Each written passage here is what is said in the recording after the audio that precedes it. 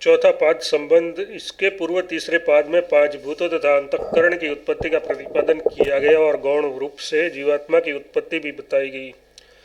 साथ ही प्रसंगवश जीवात्मा के स्वरूप का भी विवेचन किया गया, किंतु वह इंद्रियों की और प्राण की उत्पत्ति का प्रतिपादन नहीं हुआ। इसलिए उसकी उत्पत्ति का विचार पूर्वक प्रतिपादन करने के लिए तथा तद विषयक श्रुतियों में प्रतीत होने वाले विरोध का निराकरण करने के लिए चौथा पाद आरंभ किया जाता है।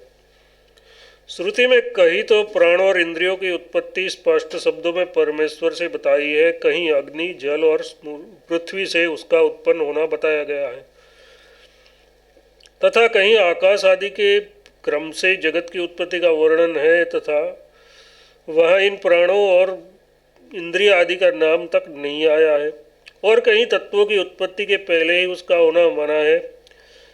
उससे उनकी उत्पत्ति का विरोध प्रतीत होता है। इसलिए श्रुति वाक्य में प्रतीत होने वाले विरोध का निराकरण करते हुए सूत्रकार कहते हैं, उसी प्रकार प्राण शब्द वाचक इंद्रिया भी परमेश्वर से ही उत्पन्न होती है। व्याख्या। जिस प्रकार आकाशादि पांचों तत्व तथा अन्य सब परब्रह्म परमेश्वर से ही उत्पन्न होते हैं, उसी प्रकार समस्त इंद्रिया भी उसी परमेश्वर से उत्पन्न होती है, क्योंकि उस आकाश आदि की और इंद्रियों की उत्पत्ति में किसी प्रकार का भेद नहीं है। श्रुति स्पष्ट कहती है कि इस परब्रह्म परमेश्वर से ही प्राण, मन, समस्त इंद्रिया, आकाश, वायु, ज्योति, जल और सबको धारण करने वाली पृथ्वी उत्पन्न हुई है।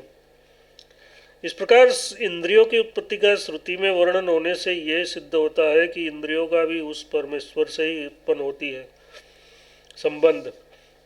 जहाँ पहले तेज, जल और पृथ्वी की उत्पत्ति बताए हुए जगत की उत्पत्ति का वर्णन किया गया है, वह स्पष्ट कहा है कि वाणी तेजोमयी है, यथार्थ वाक इंद्रिय तेज से उत्पन्न हुई है, इसलिए तेज से ओतप्रोत है।